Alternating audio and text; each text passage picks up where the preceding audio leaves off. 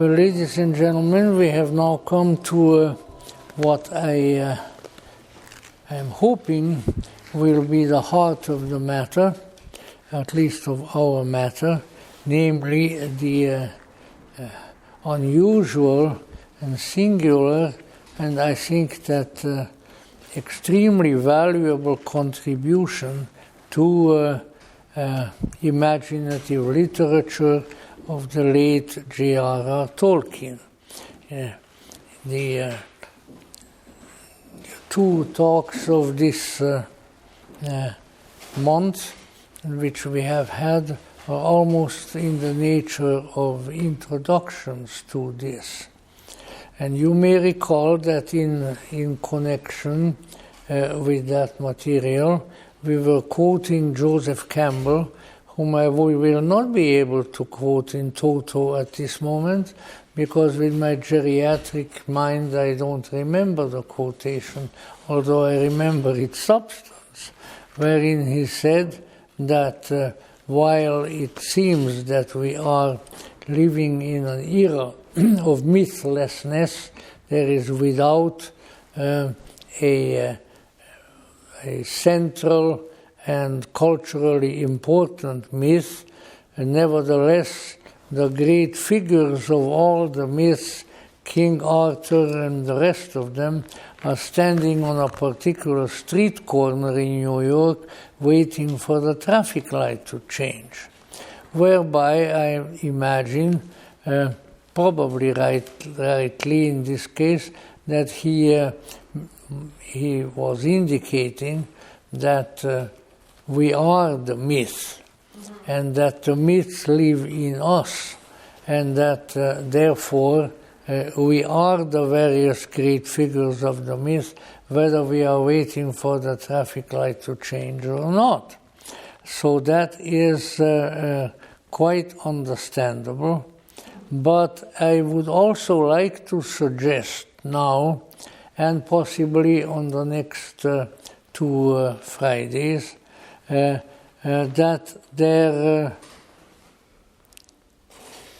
that we are not only standing on a New York street corner, but that we are, if indeed we are the myth, we are contained in a 3-volume set of books, plus an introductory one, and that these series are collectively entitled, actually minus the introductory book, The Lord of the Rings. Now I have followed a custom, which maybe by now is becoming old hat to us here, to always indicate with a personal tale, usually a small tale, as to how I came by my interest in these various subjects. And my interest in the Lord of the Ring was aroused by a very fine and interesting man who went here in America by the name of Larry Holt. And if you want to read a little bit about him, I think that there are remarks scattered about him in Christopher Isherwood's diaries. You know, Christopher Isherwood had a 3-volume series of diaries, which was, by the way, especially a couple of those 3 volumes are extremely informative sources of material about Hollywood and Los Angeles in the 1950s, in the 1960s, and the 1970s, written by a fascinating and extremely talented man, the late writer Christopher Isherwood.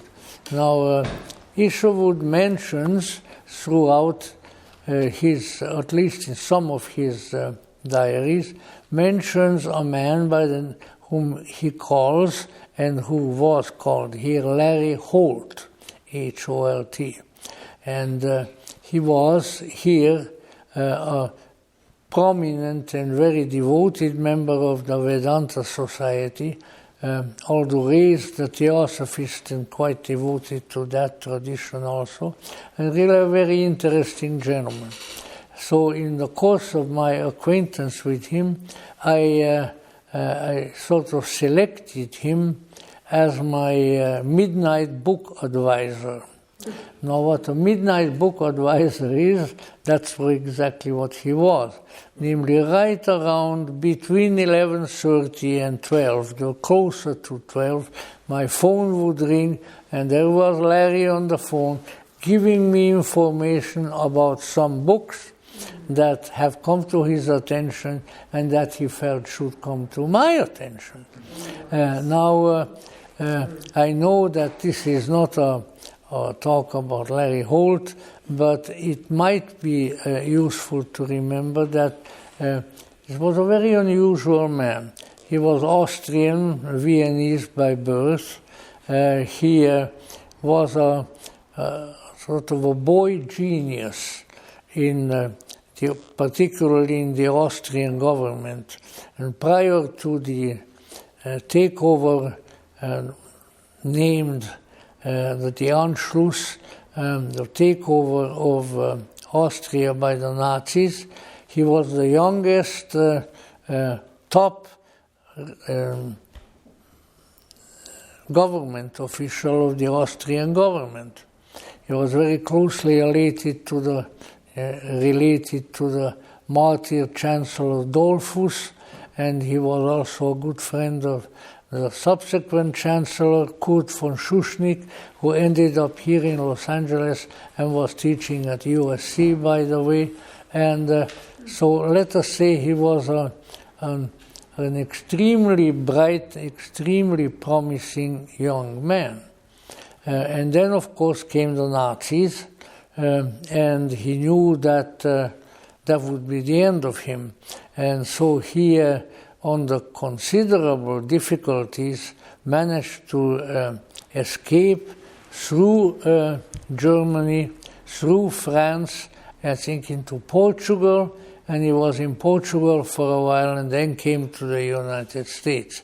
Obviously, he never achieved the same prominence anymore that he had in Austria, but he was a brilliant, interesting man till the end of his days.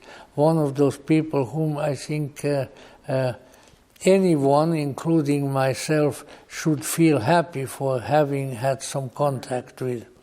And so, as I say, every night we talked about various things, but he would recommend to me some literature that came his way and that he felt was important. So, sure enough, here we were, and he told me that what would be very important for me to read were the several books by J.R.R. Tolkien, a British writer, which were achieving some prominence at that time. So I went to some little rinky-dink drugstore in the neighborhood, which had some paperback books, and there I looked, and I saw the one that was the smallest and probably therefore easiest to read, which was entitled The Hobbit. Well, I took it home, and at my convenience I started reading it, and I was a little bit taken aback. I said, Larry is recommending a children's book to me, and so I said, well, maybe in a while I'll feel more childish, and then I'll read it. And I put it next to my bed, and then I sort of forgot about it. And I'm sure that Professor Tolkien's spirit will never forgive me for that, but there it was. And then I came home one time from a lecture trip, I think to San Diego, and I came down with the most awful influenza of the season. And I was sicker than several dogs. And so there I was, and I was so weak and so feverish that I was not inclined to get up and look for anything in the house or out of the house. So I looked to my bedside, and there was, this may still be the same edition, The Hobbit by J.R.R. Tolkien. And I started reading and said, well, it'll be something to read. Well, I barely was maybe 25, 30 pages into the book. I couldn't put it down. And I was still pretty sick. So before I finished the book, I said, now what am I going to do? So feverishly and shaking, I made my way, hugging the walls, about 2.5 blocks,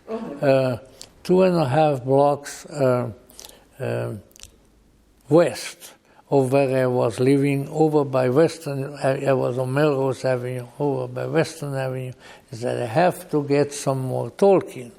So they did have the 3 volumes of The Lord of the Rings, which in a much later, although still very beat-up condition, I have here these three black-covered books. These are the volumes of The Lord of the Rings. So I took one home.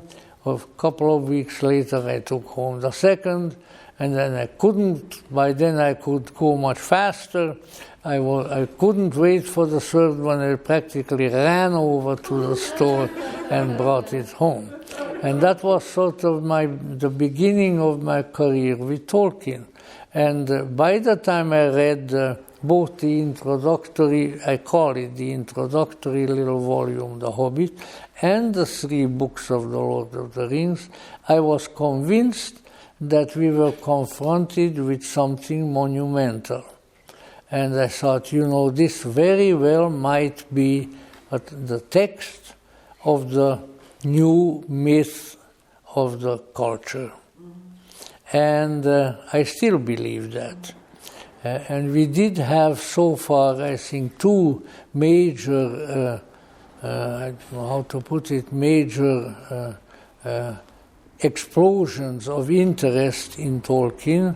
Once, soon after the books were published, which would have been in the 1960s, and then the other one largely as the result of the motion picture, which was made on the basis of the 3 books, The Lord of the Rings. Now it's a little bit more quiet about Tolkien, but there sure was a lot of excitement about it for a long time, and justly so. And it is my hope that there will be a further flourishing of this material, and that it really will do the work of what I think the new myth of the culture should accomplish. So that much about how I became acquainted with Tolkien. I might also say that my enthusiasm continued and carried me to the point wherein it became known, at least in the Hollywood area, that I would have an open house at my little establishment on Melrose Avenue every Tuesday evening on Tolkien. And that anyone who wanted to come and be there and participate and discuss and so forth was welcome. And I am happy to say that in at least 2 instances I managed to facilitate Tolkien converting 2 young men, separate evenings, who both came to my house. If I had known that they were doing that, I don't know whether I would have let them in, but I didn't know. They came carrying Mao's little red book. But when what happened with the first guy, with the second guy, when we were finished, he said, where can I throw this away? About Mao's red book. And I was happy as 10,000 Hungarian larks. In any event, that's it. Just I thought that was really an interesting reaction. Now, what are we dealing with here? We are dealing with a long work of fantasy written by a very learned and prominent academician, and which, in spite of his standing, his style, and the kind of public that he usually appealed to in Oxford, where he was teaching, had become very, very well known and very much an inspiration to large numbers of people, including myself. So that's kind of my initial reaction to Tolkien.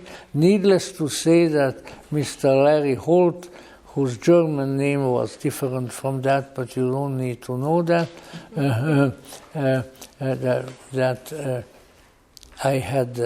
I had never lost my gratitude to Larry Holt for having, as the phrase has it, turned me on to this astonishing literary material. Now, that being the case, we have 3 volumes plus 1, and it's not terribly easy to discourse about the material. I think it's a lot easier to read and to be inspired than to talk about it and try to help other people to be inspired, if indeed they are not already. In any way,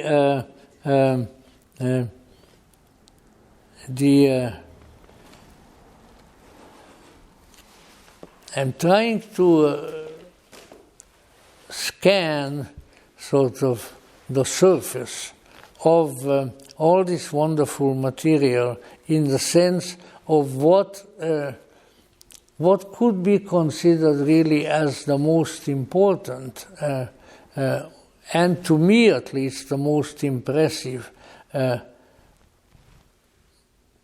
insight to be gained from the 3 books. And that's very difficult because there are many, and if you indeed have read the books, if you intend to read the books, if you even read one of them with some real interest in understanding, then you will understand the conundrum that I am expressing. It is difficult to make a choice, as it were. But when I got done, and I am now on the 9th reading of the 3 books and the 4th. So I have never given up reading Tolkien, never. And inasmuch as my age is quite advanced, I have a feeling I'm never going to give it up now in the future either. So you take a look at this. This is one of the nice editions, but due to the heavy use, and maybe even used by someone else before, the 3 volumes of The Lord of the Rings are a little bit beat up. And I also have here, was given to me here, my friendly gentleman, the Illustrated World of Tolkien by David Day, that has wonderful imaginative artwork in it. And I feel that the artwork produced by the author is itself a testimony to the unusual and indeed monumental character of these works. Now, I'm trying to get hold of an overall impression, an overall picture that I can give to you that would cover all the 4 books. And it's not easy to do, but I have been in my debility with my shoulder and things like that, have had plenty of opportunity to be awakened in the middle of the night or early in the morning and of being uncomfortable during the day. So all of this gave me an additional opportunity to think about this. And what I came up with is very difficult to express. And I would be very much interested if even one or two of you, upon reading or rereading or reminiscing about the books, would agree with me. Because somehow I always like people to agree with me, and somehow I sometimes intensely and sometimes mildly dislike it when they disagree with me. That's just the way I operate, you know. So in any event, let me, with some difficulty, express the thesis in this respect. After all this reading and the impressions and the reflections on the materials, it has appeared to me that what we are dealing with are at least two texts which we must get hold of if we are to follow the intention and the attempted communication of the author. So as sometimes happens, there is a text and there is a subtext. Now with Tolkien, of course, then there is a subtext and the subtext. But those we will just highlight here and there, or we will highlight certain elements in them. But about the text and the subtext, it's difficult to discourse. But it is something like this, that there is a fascinating, imaginative, inspiring narrative. Absolutely. Great story. You know, right from the beginning. Right from the beginning of The Hobbit, it's a great story, but it becomes more and more elaborate and inspiring and wonderful as the reading goes on. And this starts out with the story of Bilbo the Hobbit, and I mentioned, I think, the last occasion that Tolkien himself said that he was correcting a student's paper at Oxford, and there's one student, no doubt, a jokester, you know, there's always at least one in the class, you know, who turned in a blank paper. And so Tolkien sat there attempting to grade a blank paper, which I'm sure is very difficult. It's, grading a lot of papers is difficult enough. I've done it enough when I was teaching, but grading a blank paper really must be difficult. And so he was sort of doodling, as I mentioned before, and as he doodles, he wrote something. As he doodled, he wrote something. And what he wrote was, in a hole in the ground there lived a hobbit. And he said he had no idea what a hobbit was. He never had any desire to live in a hole in the ground himself. He just didn't know what this was all about. But he said, well, I wrote it, I better find out what it is. And then there was the story. Now, what then develops that lightly, tangentially related to this, the initial story of the Hobbit, and linking up with some of the themes that appear there, there comes a vast saga of what really amounts to an intellectual, spiritual, and physical war in an imagined country, but of tremendous import and of great difficulties, but ultimately a happy and victorious outcome. That is the main. If you read it just for the narrative, that is what you are going to get. And you'll get something very wonderful right there. There's absolutely nothing wrong with it.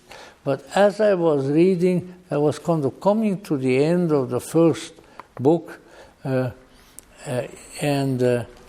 I began to get a strange impression. And the impression was that there is another story behind this. That is the subtext. That there is something here that periodically sort of, it's a bad expression, bleeds into the main story. That every once in a while another story or a conglomerate of stories sort of makes its guest appearance in the main text, and then sometimes goes away again. But there is something behind. And I think that my impression was correct, and that my subsequent readings and actual studying of the text had justified that initial impression. And what this is, that while there is a definite narrative involving beings, people, hobbits, and others, there is a mysterious background to all of this, and to these protagonists, which sort of makes itself appear from time to time on the pages like a distant and not so distant lightning flash. Something flashes up that's not part of the main narrative. And you begin to say, what is this? What else is he trying to tell us? What else has he told us already? And for that reason, we were told by people who are very knowledgeable in the field that yet another book, where there would be sort of a fifth book, would appear, and we were waiting for it with an expectation that was more intense than the expectation of the Messiah of a room full of Hasidic rabbis. You know, come on. And that book is called the Silmarillion. But I must say that to me, it was somewhat of a disappointment, because the Silmarillion is a book of data, to me. And the data, in turn, tell great, huge, tremendous background myth. And therefore, if you have been wondering about various events, about various statements, about events and statements in the books, you will find a good deal of illuminating material there. But to me it was, I enjoyed more trying to intuit what was trying to come through the main text of the four books, and then what might have been the explanation in terms of data, although in certain instances they were helpful. So I'm not trying to discourage you from reading the Silmarillion, but before you read the Silmarillion, be really quite imbued with the Lord of the Ring itself, and then it will illuminate maybe certain corners that may have been dark before and that deserve light. Now, let's take a few steps back now and say a few words about the author. John Ronald Reuel Tolkien was an Englishman, what else, of modest but very culturally and and mythologically interested nature. In the earliest years of his life, because of family circumstances, he lived in South America, in a town called Bloemfontein, which is an Afrikaans word. And, you know, when you are really in with these things, then all sorts of little helpful information comes your way, in a quite unrelated manner. In our social life, we met a beautiful young actress who, as a small child, also grew up in Bloemfontein. Now, it was probably not at the same time when Tolkien grew up, because Tolkien was a lot older. But what she said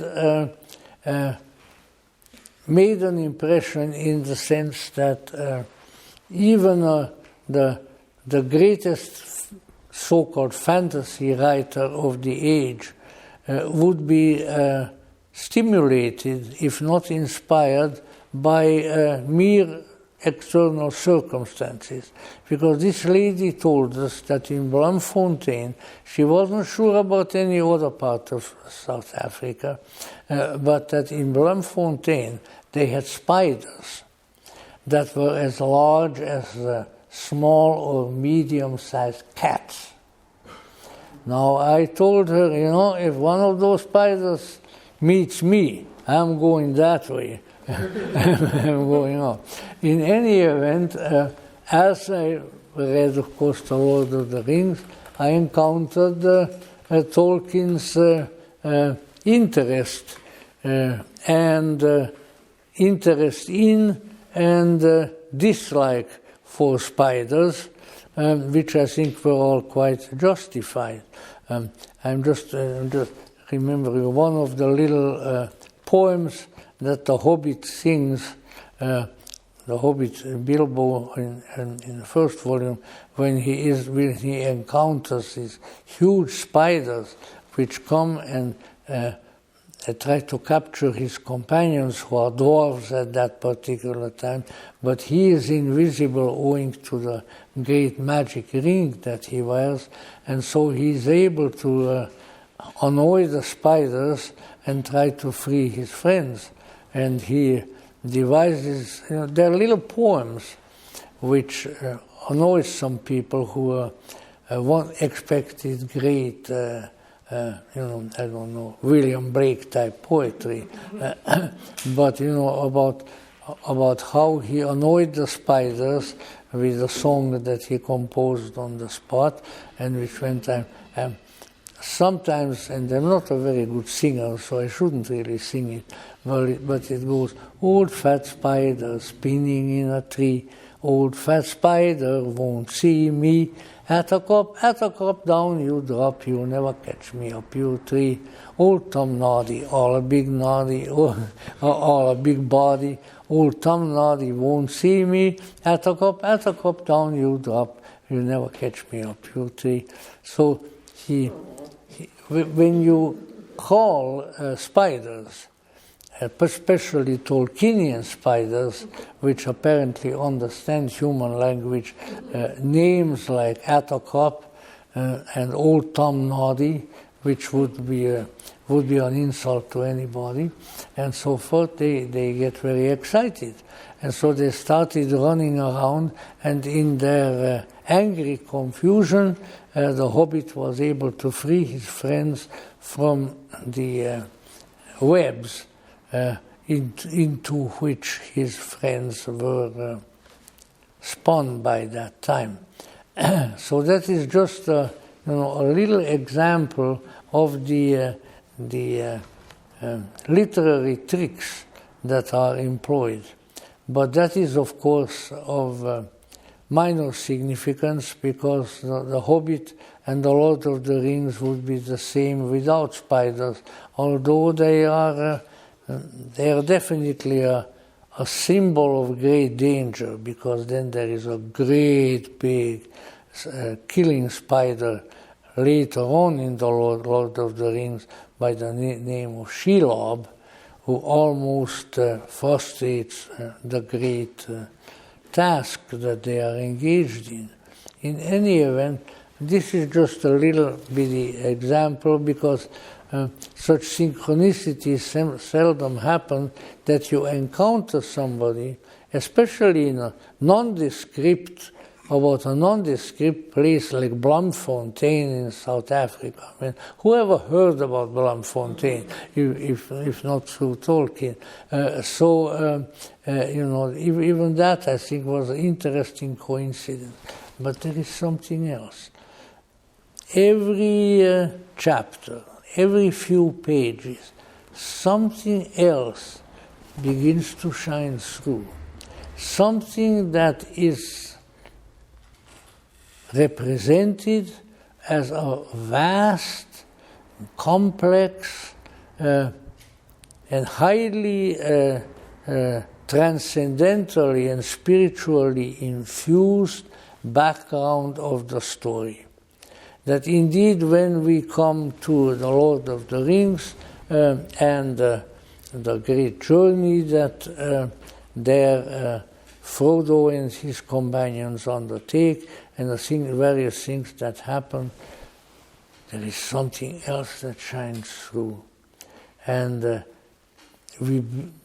if we are perceptive at all, we are beginning to recognize that we are, if I had a gun, but I don't have one, so don't worry. I think a bullet into those little machines is sort of so wonderful. It could do such wonderful work. But on the other hand, then we'd have to pay you for the price, whatever it was.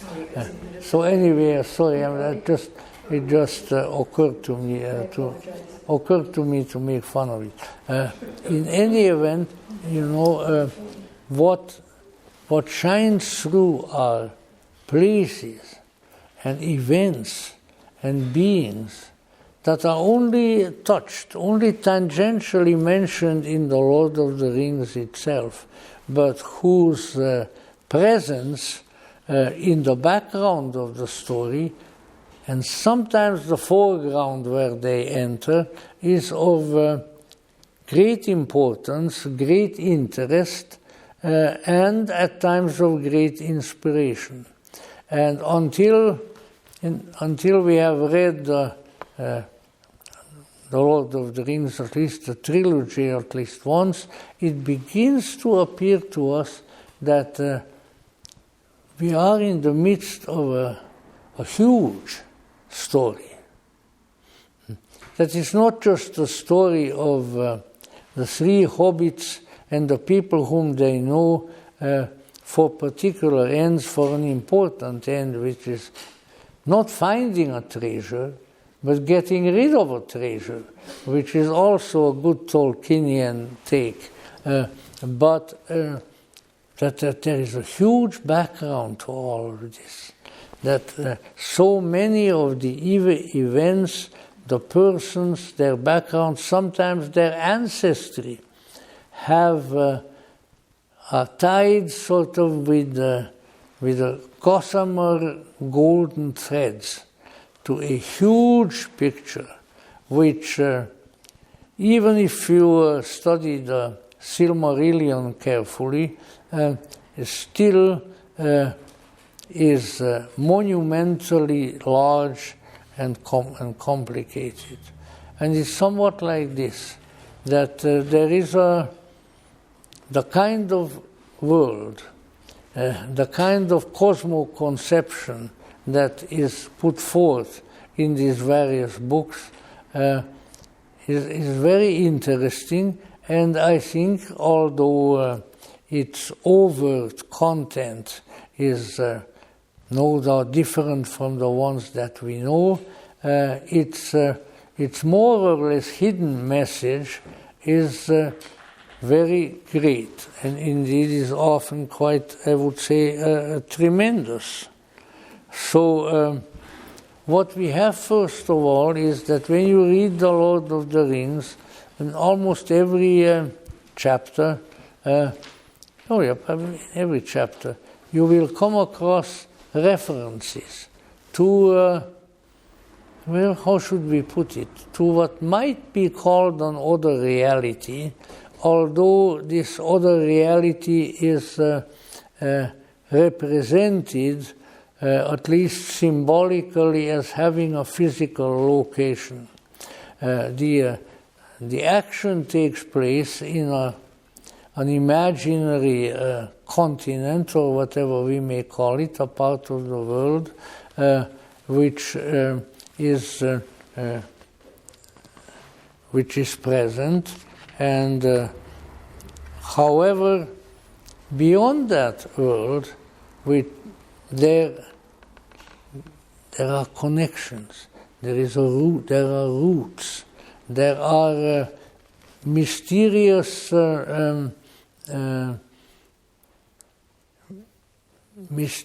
tangents that reach into another world, and this is, of course, of great importance. Let me say something. Let's find here.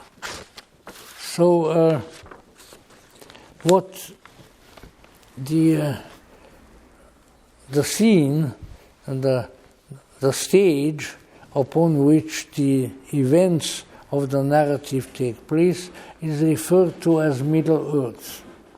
Why that particular name is picked, we don't really know, but it is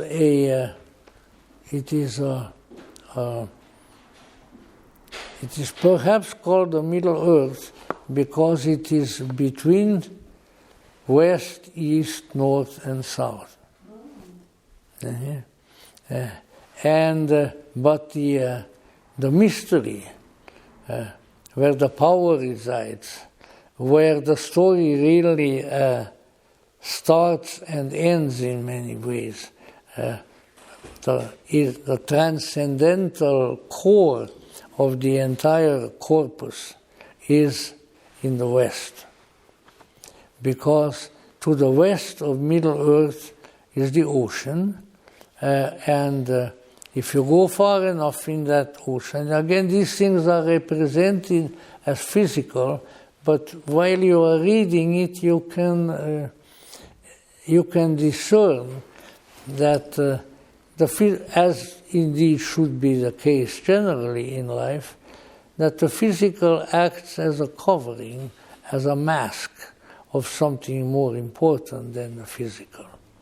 But if you go from the Shire, which is that nice little homely place where the hobbits live and cook their large and beautiful meals and grow their, at least in a certain section, and grow their pipe weed, which is tobacco, which was discovered a long time ago by an ancestor of one of the families, by Toby Longbottom Took, who started planting the pipe weed, and since then the smoking of pipe weed out of pipes, nice little long-stemmed pipes, is one of their great joys. But when one goes through their little land and goes west, one comes to a harbor of the ocean, which is referred to as the Grey Havens. Nice name for it. And in the Grey Havens, there is always at least one ship that is moored there, led by Círdan the shipwright, who is himself a master magician. And this harbor with the boat, no doubt at other times perhaps other boats, this is the departure point for the mystery. If you are allowed to climb up on that boat, if you are invited to travel on that boat, it will take you to a mysterious and extremely powerful transcendental place. There might be several. And why is that? Because the several islands, the histories of which are indicated, the several islands are all, let's say, magical places. One is called Elfenholm, which to the day of the writing of the book is the distant but highly desired homeland, residence of a particular mysterious race of beings who are referred to as the elves. Others have a long and often turbulent history. There was one island on which various beings lived, elves and humans and others, by the name of Númenor, which, owing to its own infighting and corruption, was sunk under the waters. It's Tolkien's Atlantis, or heaven knows, maybe it's Tolkien's Sodom and Gomorrah. I don't know. But in any event, that is one. And there are a good many others. And particularly in the Silmarillion, you find the elaborate histories of these various groups of beings, some of them quite human, move around on these islands and perform various deeds, and how some of them, including a large human group, Númenorians, eventually end up in Middle-earth and become the ancestors of what we, in our prosaic language, would call human beings. Their ancestors are Númenorians, and there are various allusions to that mysterious strip, that it magical beings which our ancestors are, let's say, have brought to Middle-earth.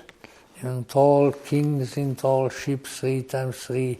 What did they bring from the floundered land across the sea? 7 crowns and 7 stars and 1 white tree. There are variations of it. So, a lot of the magic is hereditary, and it has come from across the sea. And so, if you are thus inclined, as I was and am, you begin to recognize that the division between the dry land and the sea is a sort of magical, mystical metaphor for the division between the physical world where we live and the great mystery from whence we have come, and whither perhaps, if we are lucky, we shall depart. So that there is another reality, and that is expressed and symbolized in the story of these various islands, to which, in addition to the wiser humans, to the wizards, and to the elves, a lot of the more highly spiritually developed beings of Middle-earth aspire. They know that there is something there. They know that it has a connection with them. And they dearly hope and work that in some fashion eventually they will be able to go there again. So let us say right there we have an esoteric, a Gnostic keynote, being that this physical world where we are is certainly not all there is. But there have to be special arrangements. You have to be connected with the beings who are of that world and who have their representatives here, and then you will be able, at least eventually in all likelihood, to go there yourself. So there is a great world of mystery that swims in the sea, in the ocean of being. And if you merit that in various ways, if you are able to do it, then you can indeed go to that mystery and perhaps ultimately abide there in the future forever. So there is an underlying, we would call nowadays a mysterious connection, an unconscious connection between many of the beings here in Middle Earth and in Elfenholm and the great homes of mystery that are out in the ocean, but you have to sail over that mysterious sea before you get there. So let's say that's an example, if you are able to look at it that way. If you just take these as data of the myth, of descriptions of literary fact, literary figures, then you are missing something, because there is a message there. You know, the message is there that we ourselves do not originate where we are, and that we have within us a desire, a longing, what in German we call a Heimweh, which is the pain of home, meaning the desire for our real home, our original home, as the elves do and so forth, and that these various feelings and tendencies and attempts populate the life, vivify the life here on Middle Earth. Now, of course, human beings like ourselves and our little cousins, little hobbits, are of course not the only beings who are present there. In fact, that there are a number of, they're referred to as races. Again, it has nothing to do with racism, but it means, you know, the populations of people who all share a common descent and consequently certain common tendencies that populate Middle Earth. Yes, there are, to start with the familiar, there are humans. And it would seem, if one reads the subtext accurately, that the ancestors of these humans came from across the sea also. And that primarily they came because their island, Númenor, was condemned to sink under the water, and so those who were able got away, and they went east, and there they met Middle Earth, and then they remained there. Started two kingdoms, the North and South Kingdom. But I am not interested in going into details now, but let's say we ourselves, human beings, the humans whom we encounter, we haven't come out of the primeval swamp, and we haven't come out of Middle Earth. We have come out of a mystery, and we bring some of that mystery with us.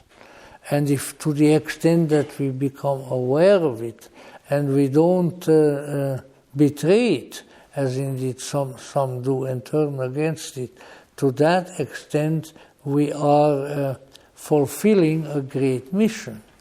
And once again, does Tolkien tell us that? No. It's not written out A, B, C, D in the text, but these are the conclusions that we can conclude from that there are other data. So there is a whole very elaborate and very beautiful cosmology, for instance, in terms of the creation of reality and the creation of beings. And interestingly enough, some of the archetypal beings there are very inspiring, especially to those who still remember them and who know how to invoke their presence in various ways. Then there are sort of their representatives in Middle-earth itself. So we have, for instance, well, these are sort of the main beings who live on Middle-earth: dwarves, hobbits, humans, and elves, wizards, and we have a few other minor races in addition to that. And when you contemplate their character, then you can see that they sort of stand for, well, somewhat for what might be called Tolkien's version of psychological types. It looks like the old Gnostics had a name for materialists and called them Heletics. They had names for other more advanced beings, including the pneumatics or the spiritual people, and in between those two, the psychics, meaning people of psyche who can go either way. So the representatives of the earthbound beings are the dwarves. They are mainly interested in what's in the earth, in jewels, in gold, in riches that they can get out of Mother Earth. And in fact, it is one of their difficulties that leads to the adventure of the introductory volume, The Hobbit, because at the advice of Gandalf the wizard, the dwarves are advised to come and visit a particularly resourceful hobbit, who is Bilbo Baggins. And then he goes with them and helps them to recover their ancient land, which has been occupied by a dragon. But their whole concentration is they want to recover their gold. They want to recover the physical treasure. Do they remind you of some people? If you took a flight or a car, shall we say, to Silicon Valley, you think you might encounter some dwarves there? I think you would. You probably would even encounter a few dragons who are more to be feared than some dwarves. In other words, the people whose reality is money. And nevertheless, they have a little intuition that there is something else. And when the king of the dwarves, Thorin Oakenshield, dies in the arms of Bilbo Baggins, he sort of mentions to him that how much nicer it would be to have connections with higher things, with better things, than just hoarded gold. And he sees that the search for the gold of this earth is ultimately a futile one. So those are the dwarves, and they are around, and they are sort of, you might say, with the old elements, the element of earth is represented by the dwarves. And then there is sort of the opposite pole. And these are the most spiritual beings really on earth. And they are referred to as elves. The descriptions of the elves and subsequently even in the movie, where I think the movie maker had some really good ideas as to how to portray these various mysterious races. The elves reminded me of angels.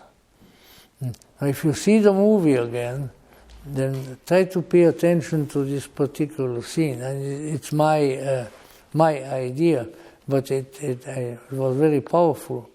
There is a scene where Elrond, half-elfen, he's half-elfen, he's half-human, half-elf, and he has a daughter called Arwen Evenstar, and there is a big choice that Arwen has to make as to whether, when the time is ripe, whether she wants to go with the elves back to Elfenhome across the sea, or whether she is to remain on Middle-earth. And she decides to remain on Middle-earth mainly because of a great love relationship that she has with the man who then becomes king, Aragorn, son of Arathorn. But she has to tell this to her father, who is more than, he's half-elf, but he is, you might say, he is of that angelic nature, and he definitely desires to go back to Elfenhome. And there is a scene, this is not anything spectacular, so don't expect me to give you the great revelation of the Aeon, but there is a scene where Arwen is waiting for her father, to meet her father in a certain spot, and down the hillside comes Elrond with his company and entourage, who are all elves. And that company coming down, I think some of them on horseback, some of them not, it just struck me like a thunderbolt. This man is filming angels. And so I think the angelic element, an element that is related to the human, but is beyond the human, comes into play, and then Arwen remains here on earth with Aragorn, because she told her father that the elves don't die, and or at sometimes just if they remain here on earth and become more human, then they live a very, very long life. But in any event, so they are a completely different, sort of different species of being. And while so many of them have come and fled to Middle-earth, their desire is always for the island in the ocean, for Elfenhome. So could that be a reference to the angelic or transcendental part of ourselves, where we are in a place where, and here is a great big mistake, we are in a place where if we expect the location where we are born and live and die, if we expect this location to bring us real happiness, and we are expecting the wrong thing. You know why? Because it ain't here. It's somewhere else. No, I don't mean that it's an actual island, Elfenhome in the ocean, but I mean to say that there is a spiritual locality that we have to go to. We have to mount the ship of Círdan, the shipwright, and sail to that spiritual place where we really belong. And if we miss out on that, if we don't do that, well, then we spend our time knowingly or unknowingly longing for our true home. Now, I know that this is very un-New Age, but then I don't really give a hoot whether it is or not, because I have been a traveler and an exile all my adult life practically, because I left my homeland when I was 16 years old. I know what it is to live in places that are not yours. I know the difference between the places where I came to live, including here, where I could go far and wide and not meet the remains of my ancestors. Because to me that is important. The connection with another world, the connection not just with the past, but through the contact with that which has been a contact with eternity. If we can't feel that, and these things have to be felt, poor old Madame Blavatsky could come back. She ain't going, by the way. She said that in no ways is she going to become a helpless little baby again that dirties itself and all of that. No, I said, I'm not going to do that. Which is, again, honesty, not, you have to do because it's karma. It has to do because the masters want you. She knew who she was and where she belonged. Now, why I brought her up, I don't know, but she's always sort of on the periphery of my mind. But the issue really being that we also have an elfic part of our nature, spirit. And if we have the choice to move closer to that or to move away from that. And this manifests actually in Tolkien's account of the elves, because there are two kinds of elves that he writes about. There are the high elves, like Galadriel and Celeborn in Lothlorien, sort of a little elfic kingdom, miraculous, magical place. And then there are wood elves, who have sort of, they made a compromise with the world, and they live in the woods, and they hunt, and they try to have a good time, but they are, let's say, they are a lower level.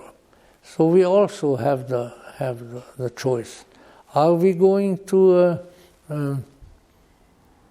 try to be in touch with our own elfic or angelic nature? That doesn't mean that you have to be an elf all the time, And I sure as heck never had the desire to be an angel all the time. It'd be just too much trouble, But we should be aware of that part of our nature and establish contact with it and aspire toward it in various insightful and intelligent ways. So that is So what would we say then that the elves, well, the elves would probably represent in terms of historical magical thinking and so forth the element of air. So the dwarves element of earth, elves element of air, and then there are some who we shall talk about, because I want to devote a little more to them than to others, perhaps, the wizards, the magicians, of whom the greatest representative in the Lord of the Rings is Gandalf the Grey. The wizard in Gandalf is a wizard of fire. So there are people who are affinitized magically to the element of fire. Although the wizards apparently can sort of take their pick, because there are other wizard called Radagast the Brown, and his interest is nature and trees and birds. So Radagast would get along very well with the tree huggers and people like that. But Gandalf is a somewhat different disposition. But in any event, among the wizards you have some of the other elements. So these earth, water, fire, air. So I think we just sort of skirted around them at this particular time. But at the same time, it also needs to be remembered that there is conflict, and we don't like conflict. I mean, if I listen to the radio, all I hear is conflict. One stupid senator and one stupid member of the House of Representatives berating another, and then getting re-berated in turn. It's just the amount of stupidity in this world, and even in our poor country, I think is monumental. It's monumental. And as Friedrich von Schiller, the great poet, said, gegen die Dummheit kämpfen die Götter vergebens. Against stupidity, the very gods themselves fight in vain. So you've got to keep that in mind.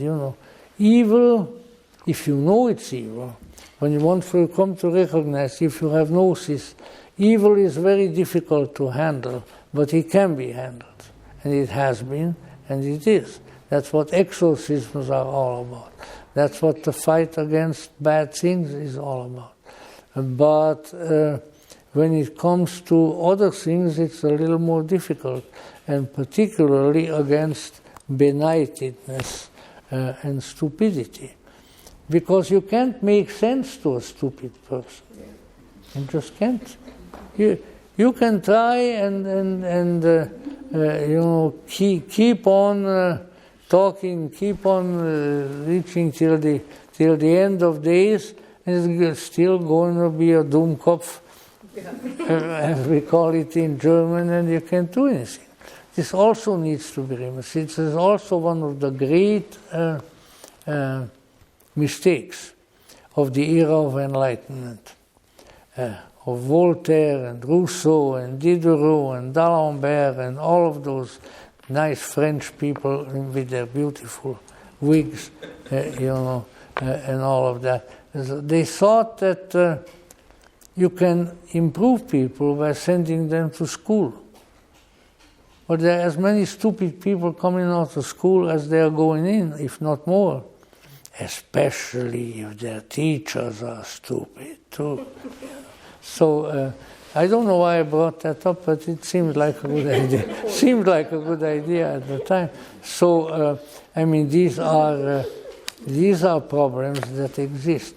But what's really interesting is that in the Lord of the Rings, probably more in the Silmarillion, but portions of it are scattered throughout the Lord of the Rings, is an amazing cosmology.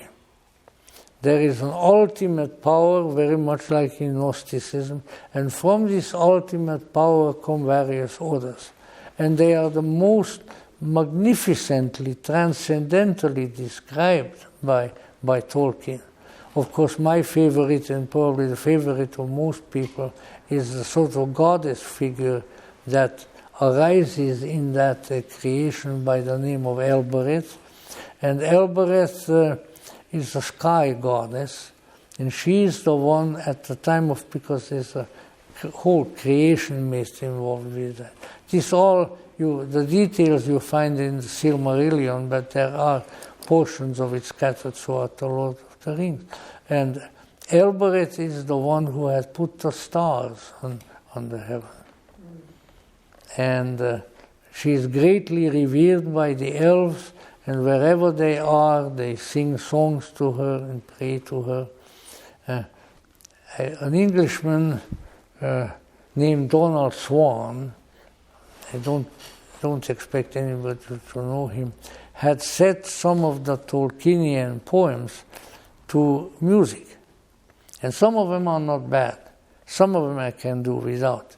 But then that's the way with a lot of things. And this is sort of the elfic song to Elbereth. And I am certainly no elf who knows how to sing it well, but Elbereth Giltoniel, si livren penna Miriel, o menela glarelenat, vicairet palandiriel, fan uilos nelinaton, the fire seen, the fire gone. This is the well. I'm afraid I wasn't born a singer and I haven't become one since. But in any event, I love that song. I remember. Don't use anywhere else. I was walking at one time because it was important for me to go to visit somebody frequently who was ailing and things, and I had to go through a very dicey neighborhood, and I always ended up going down the street, going to that person's house and singing the song to Elberet. Elberet looked out for me. Nobody came around. But so that is Elberet is really the Madonna of the Lord of the Rings. Very, very great. And the elves, of course, revere her very greatly. And quite early in the first volume of the Lord of the Rings, you encounter this reverence, because when the little group of hobbits, Frodo Baggins and his cousins, who are on their way on the great mission, but just started on it. They are still in the borderlands of the Shire, and they encounter a group of elves, and most of them have never seen an elf before. And what are the elves doing? The elves are singing in a little clearing. I can just see them. They are singing the song to Elberet, to the Queen of the Stars. And it's really the most wonderful Madonna figure. And incidentally, just to enhance that a little bit, Tolkien was from a very religious family. He was an orphan quite early. I think after. I don't know whether his parents died in South Africa or whether they died I think they died when he came back to England. And then he was raised by a Roman Catholic parish priest. And when he himself subsequently got married, one of his sons became a Jesuit father. And I think he's still alive. He had several children. So, and Tolkien himself, and this, of course, is something people cannot understand. Tolkien himself was, when he wasn't traveling, or when he wasn't ailing, or when he wasn't a soldier in the war, which was, of course, the biggie, World War I. He was always, every morning he went to Mass.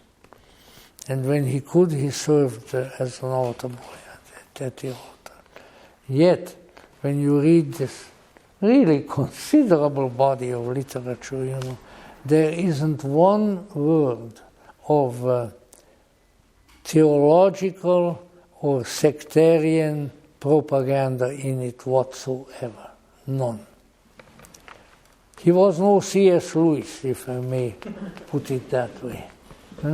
Excellent writer, but using his writing mainly as a propagandist.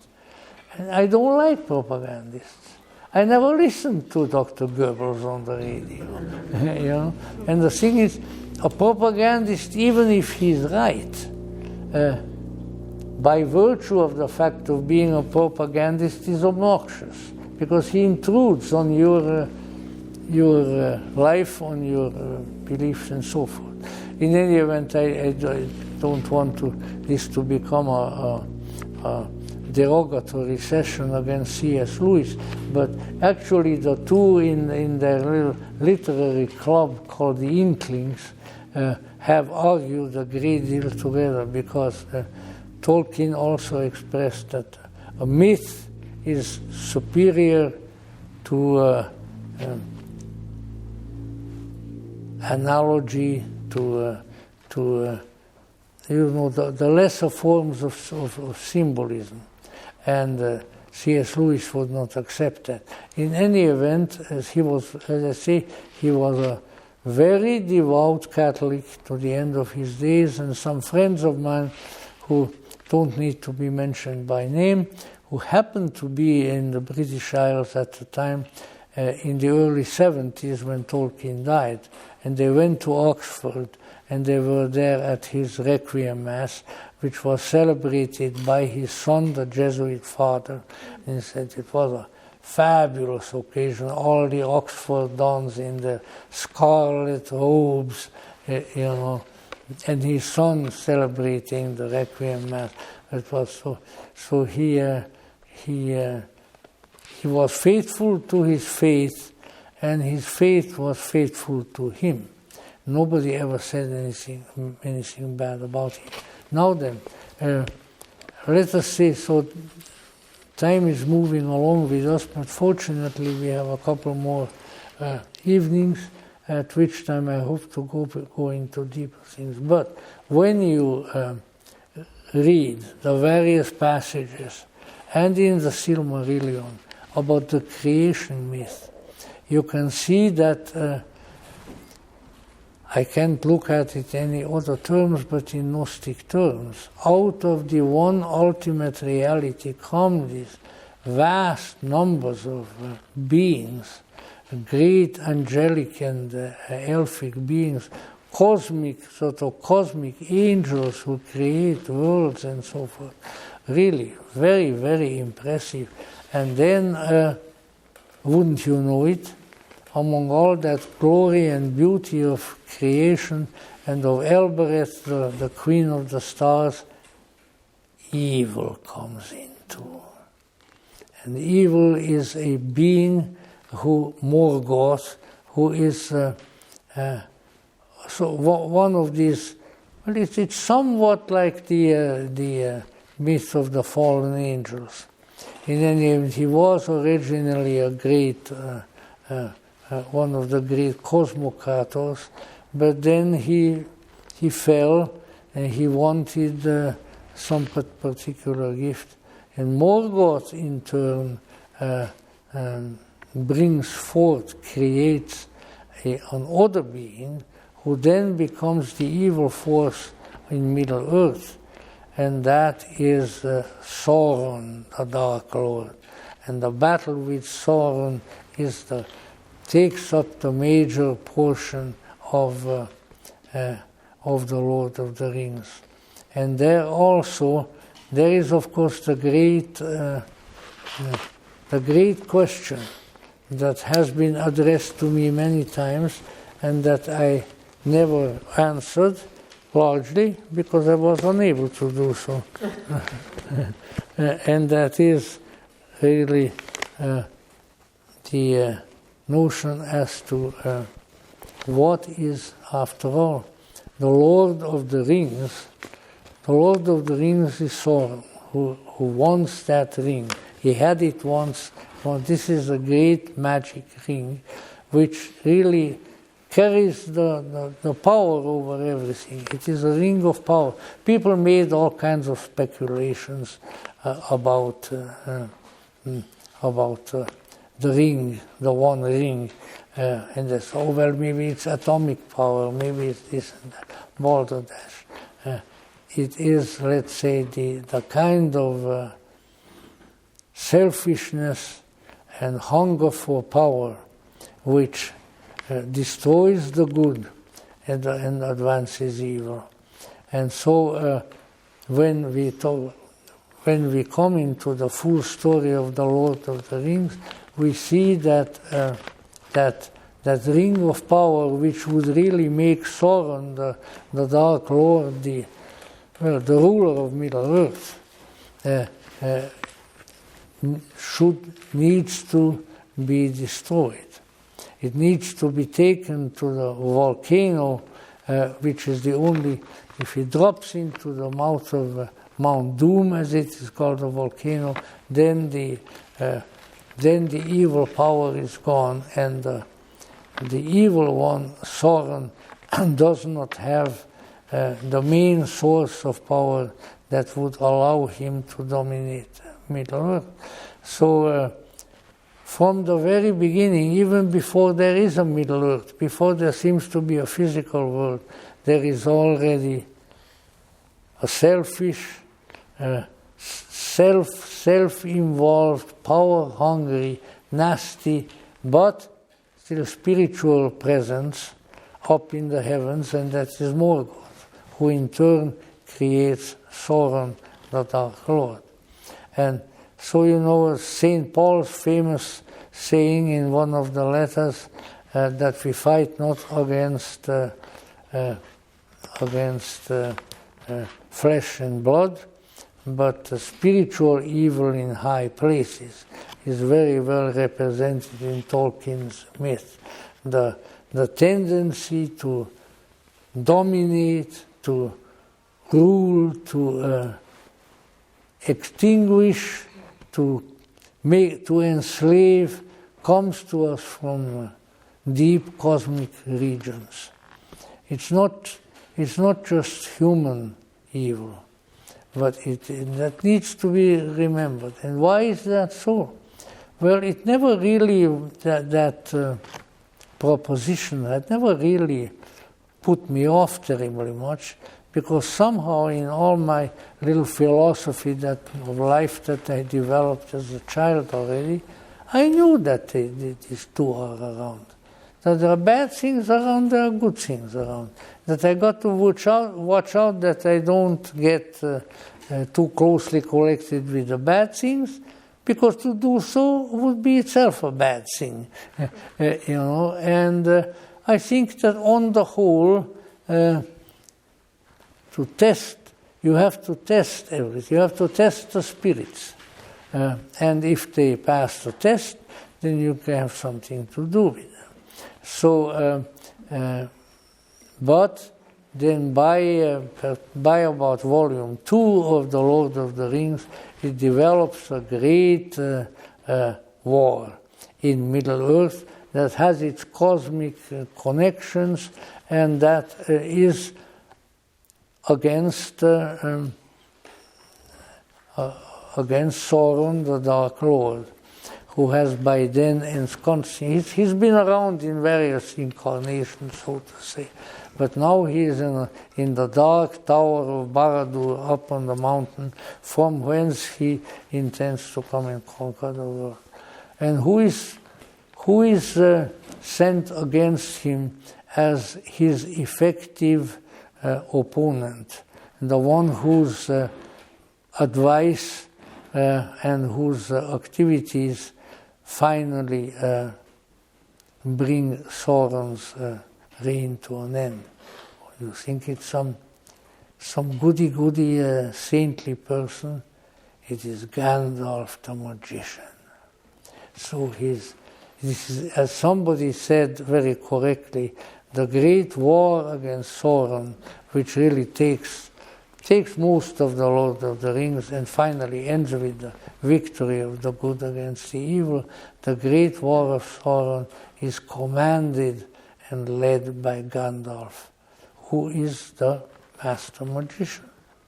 He is of the Ishtari. I just throw that in just as another strange group of beings that appears, heaven knows where from, all of a sudden they are there, but they also belong to one of the islands in the sea. They are the Ishtari, or the wizards. And apparently originally there were 7 Ishtari who were active, but by the time we come on the scene, there are really only 3. And they are Gandalf the Grey, there is Radagast the Brown, they all have a color obviously, and there is Saruman, originally the white and then of many colors. And then there is even a battle among the magicians. But what defeats the evil power, what ultimately defeats Sauron, of course in association with elves and humans and all kinds of warriors and so forth, but is the magical wisdom of Gandalf. And so in a certain sense you might say that all of the Lord of the Rings is about the two powers It's very Manichaean, it's very dualist. Gandalf is the one who is wise and good and powerful. Saruman was wise to begin with, but he had sold out to the dark power so that he would become powerful. And then he was no longer Saruman the White. And in the end, we'll talk about it somewhat more, because the magic of the Lord of the Rings, I think, is in itself a very important subject. That you don't defeat evil by ordinary means. Silicon Valley is never going to defeat evil. It hasn't got it. If you ask me what it is, I won't be able to tell you. But there are certain spiritual qualities, there are certain magical powers that are needed. And if we neglect those, then we won't be able to defend ourselves. It's also very important. The wisdom and the knowledge with the wisdom involves the knowledge of good and evil. Now, it might not be the definition that you find in the interpretations of the book of Genesis, which have been jazzed up, but it is nevertheless true.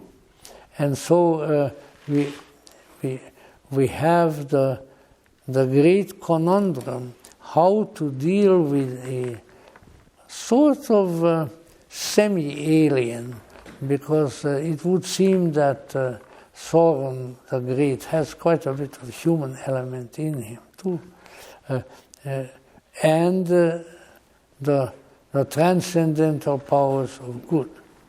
So once again, we need to keep in mind that the duality of good and evil, of light and dark, of that which is to be sought and that which is to be shunned, runs all through the Lord of the Rings, and in a very Gnostic fashion. And if we understand that properly, and if we are able to internalize it, then in our own Middle Earth, things will develop in a more fortuitous manner and in a good manner. So this is sort of the introduction to the Lord of the Rings, because I say the Lord of the Rings must be understood in reference to the background. And the background is out on the sea.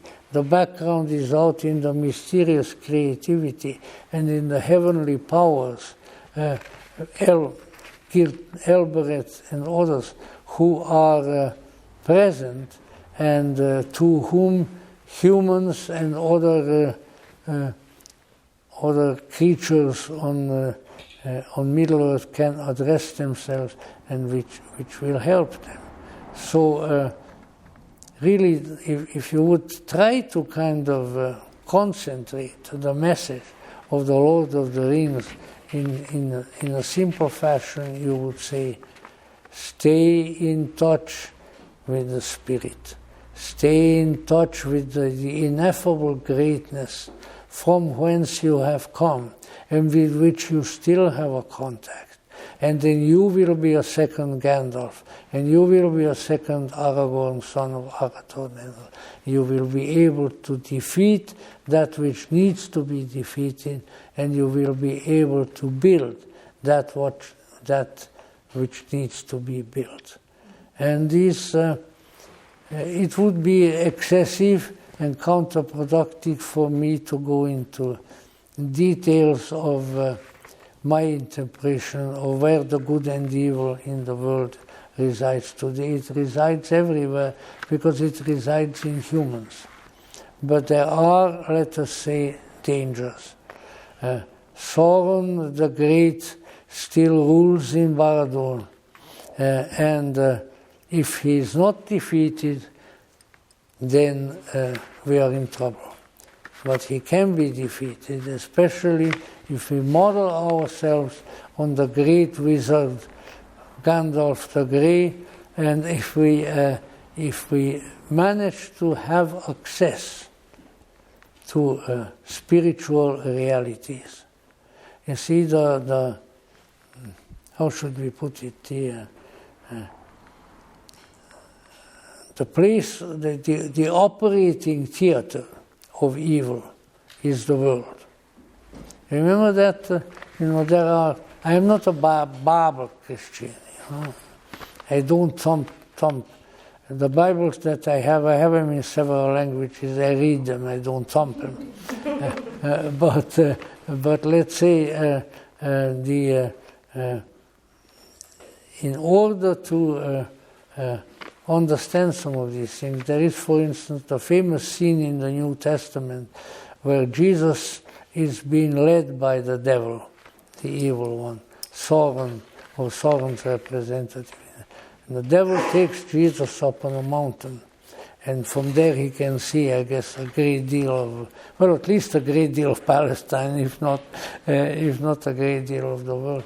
And the devil tells him, Lord, all of this I will give to you if you bow down and worship me. And Jesus says to him, get thee behind me, Satan. Now get out of my face, you stupid demon, But you see, this is the thing, the dark force operates easily in darkness and in the darkness of the earth. But the good force comes from the light, is the light, and will turn everything into light. And that is very much present in the great battle of good and evil in the Lord of the Rings. But don't let anybody tell you, as some of these stupid reviewers have done, the Lord of the Rings is all about the battle of good and evil. Oh no, that's one particular big feature, but there is much other material there.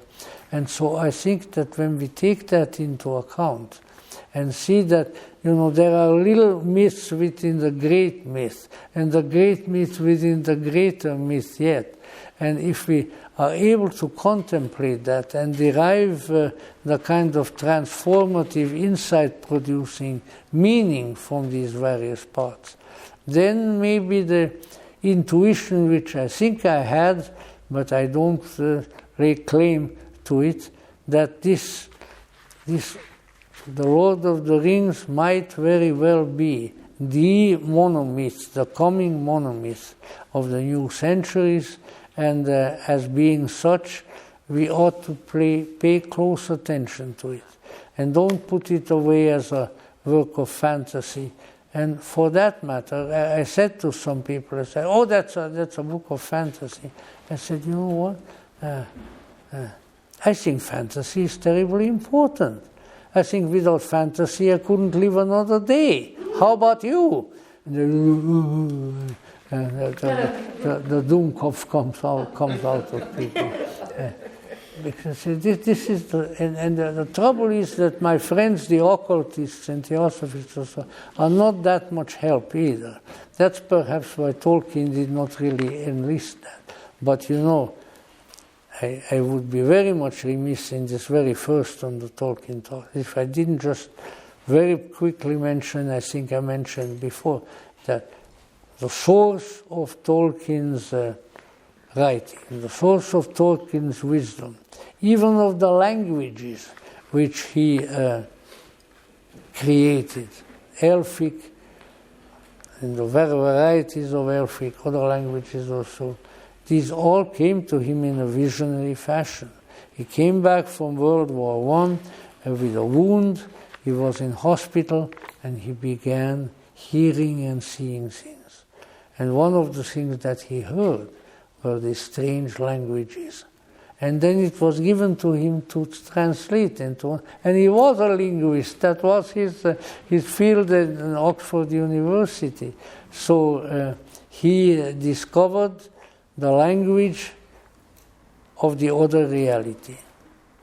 And other people have done so. But he not only discovered it, he knew how to read it and how to put it into a helpful inspiring, transformative, liberating tale. And for this, and much more, we should forever be grateful to Professor Tolkien. As an electrician was said in one of the books is written about, Tolkien died, and so an electrician came to Oxford, and they had made already a little statue, a bust of Tolkien, which was in the hallway. And the electrician went up to the statue and patted it on the back and said, if I can recollect it correctly, "Well, Professor, you have written a wonderful yarn, thank you." And I think we can do the same, even though we don't have a statue here. We should be thankful, and we should look into the material further, because there is really a great deal of incredible insight and incredible wisdom there. And the more we are able to relate to it, the happier we will be, the wiser we will be, and maybe we'll, even from this room, there came walking out when we are done with this one or two little mini Gandalfs, and if so, then we should be grateful for that. So thank you so very much, and we'll continue next time. Thank you.